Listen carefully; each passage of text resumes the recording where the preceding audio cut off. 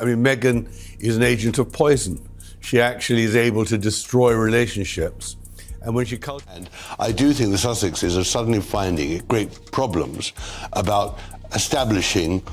She would get all the attention. I mean, the Harry walk up the hill with William that just showed. You are not even ready for this. Tom Bower just unleashed a bombshell that's about to shake the entire royal family to its core. Forget whispers and rumors. This is a straight-up thunderclap. King Charles isn't just thinking about creating distance between Harry and Meghan anymore. Oh no, he's preparing to cut them off completely. Can you even imagine? This isn't some polite royal protocol move. This is total royal devastation, the kind you only hear about in history books. And according to inside sources, Charles has had it. He's finally snapped. After years of public humiliation, revenge schemes, and relentless global damage staining the crown, the king has reached his absolute breaking point. What's coming next is going to shock the world in ways we have never seen before. Bower isn't some random internet gossip. He's an 85-year-old royal biographer who spent... But here's the kicker. It's not just going to shake Charles. It's about to blow up everything Harry and Meghan have worked to build. But before we get to the part where lives are about to be turned upside down, you need to understand how we even got here. Because trust me, this isn't just another royal feud. This is the most explosive moment in modern royal history. And if you don't want to miss a single twist in this saga, you better hit that subscribe button and ring that bell, because this is unraveling fast. What King Charles is about to do could change the monarchy forever. When it comes to this Harry and Meghan photo, I have to be honest, I'm quite offended by it. Like,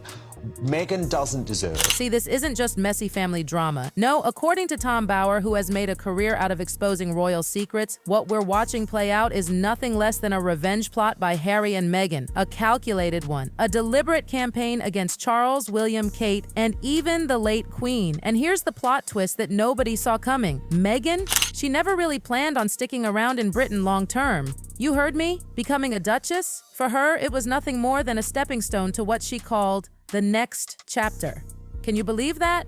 While the world saw her as a fairy tale bride stepping into royalty, behind the scenes, Meghan was seething, furious that the Queen was the star of the show while she was relegated to supporting cast. Britain's top commentators speak out on controversial issues without the fear of the cancel culture sweeping the rest of the media.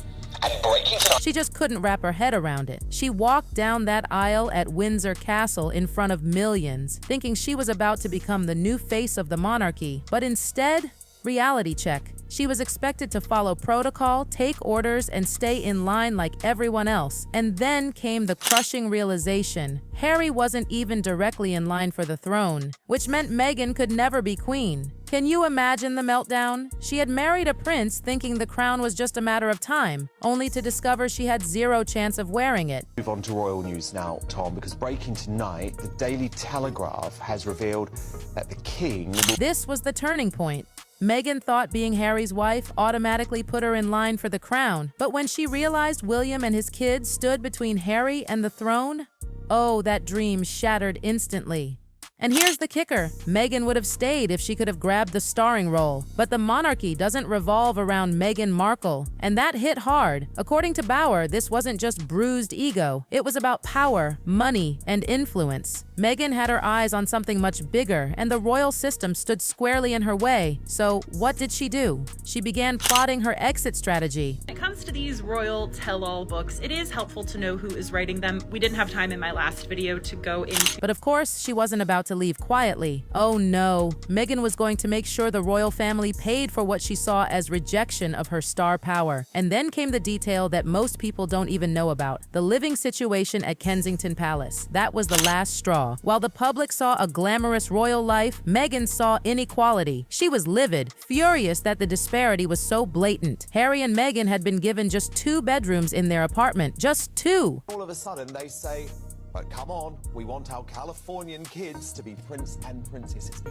Yes, 2 bedrooms for a duke and duchess. Meanwhile, right across the corridor, William and Kate were living it up in a sprawling 22-room apartment with 2 full kitchens. Can you even picture the bitterness of that? 22 rooms versus 2 bedrooms, 2 kitchens versus 1 sad little setup. Tom Bower says Meghan was beside herself with rage. She couldn't comprehend how there could be such an obscene difference between their accommodations. After all, weren't they both royal couples, both both dukes and duchesses? Why were William and Kate living like royalty while she felt shoved into the servant quarters? Great to have you. You say the king could be treading a dangerous path because Harry and Meghan will settle for... But it didn't stop there. Meghan soon discovered the financial truth. Harry wasn't as wealthy as she thought. There was no endless royal budget, no billionaire trust fund. Harry was basically living off an allowance from Charles. And it wasn't enough, not even close to the flashy celebrity lifestyle Meghan had envisioned. It was a shock to everybody.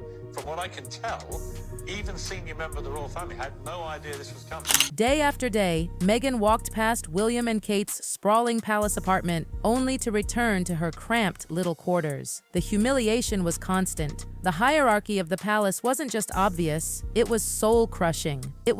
Meghan was reminded daily that she was second-tier royalty and she hated it. Tom Bower warned that Meghan's frustrations and accusations didn't just stay within palace walls. No, what she and Harry did next has left permanent scars on the monarchy's reputation across the globe. Pretty sad man Harry is, but on the other hand, it does show that the litigation he brought in... And then came the bombshells that shook the palace to its core. Meghan and Harry didn't just complain privately, they went global with their accusations. Racism, prejudice, institutional coldness. These weren't just family squabbles, these were nuclear accusations aimed right at the monarchy's weakest spots. According to Bower, the damage was catastrophic. The allegations of racism have ripped through the royal image, not just in Britain but across America, the Caribbean, Africa. Every place where the monarchy is desperate to hold on to respect has been poisoned by Meghan and Harry's words. Almost hear Prince Harry's jaw hit the floor the moment Tom Bower dropped the bomb.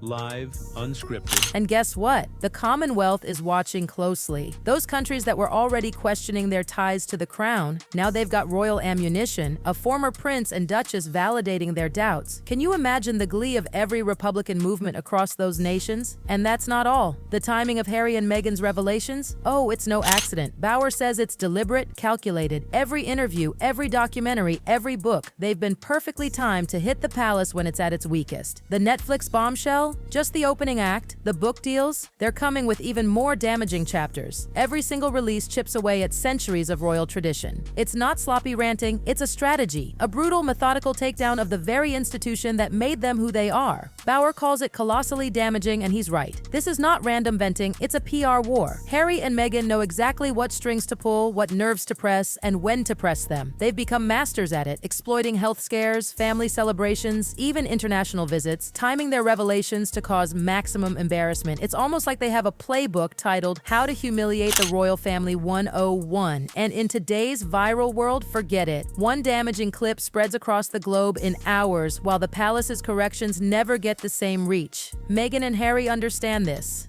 They are running circles around the palace PR team, and they know it. And the Queen's funeral? That was their most shocking play of all. Think about it.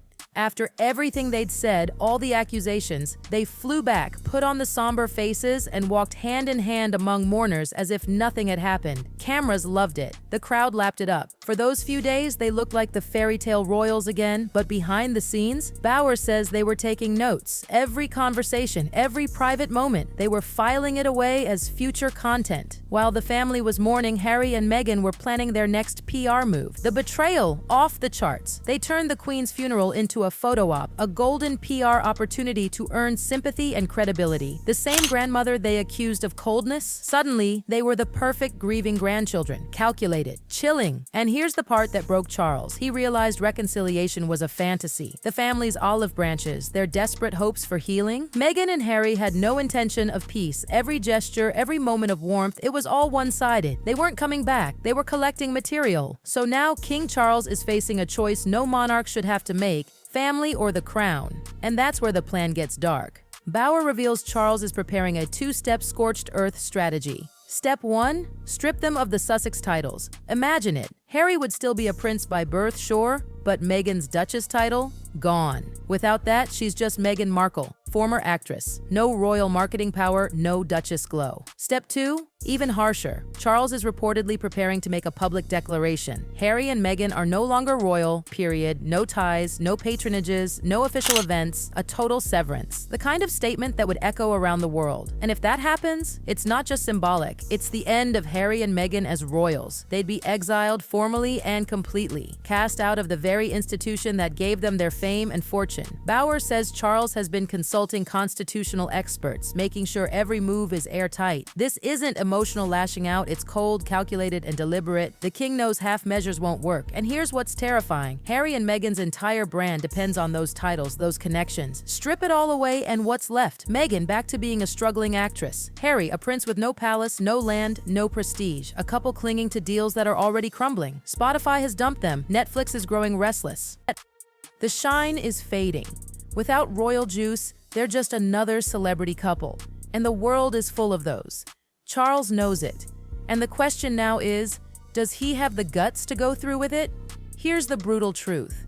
Harry and Meghan have outplayed the palace in modern media. They understand the game better than anyone inside Buckingham. Viral headlines, dramatic interviews, perfectly timed leaks. This is their battlefield and they've been winning. But King Charles? He's finally waking up. He's realized that waiting, hoping, and trying to reconcile only digs the monarchy's grave deeper. Every olive branch he's extended turned into content. Every private moment twisted into ammunition. And now Charles knows there's only one way to end this: cut them off completely. Tom Bauer lays it bare. Charles isn't just weighing family bonds anymore. He's weighing survival of the crown itself. Strip the Sussex titles, denounce them publicly, and remove every last shred of royal privilege. That's the plan. And once it's done, there's no going back. Think about it. Harry and Meghan's entire empire is built on one fragile foundation: their royal connection.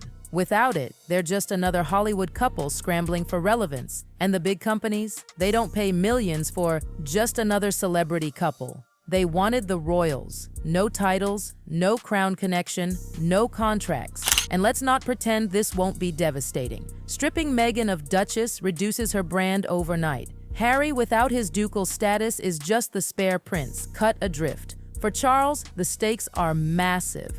Do this, and he saves the monarchy but sacrifices his son. Don't do it, and the crown rots under endless Sussex attacks. That's the knife-edge decision in front of the king. And it's not just Britain watching, the Commonwealth is watching, the world is watching, every headline, every whisper, every move. This is global theater now. Charles isn't just deciding as a father, he's deciding as the king. Tom Bauer's warning is crystal clear. If Charles delays, the damage will multiply. The monarchy, which survived world wars, abdications, scandals, it could actually crumble, not from outside enemies, but from within its own bloodline. So here's the burning question. Does Charles have the steel to do it, to cut off Harry and Meghan once and for all? Or will he keep hoping, keep stalling, and watch the crown erode piece by piece under their relentless ambition? The next months will decide the future of the monarchy. Will Charles be remembered as the king who saved it, or the one who watched it fall?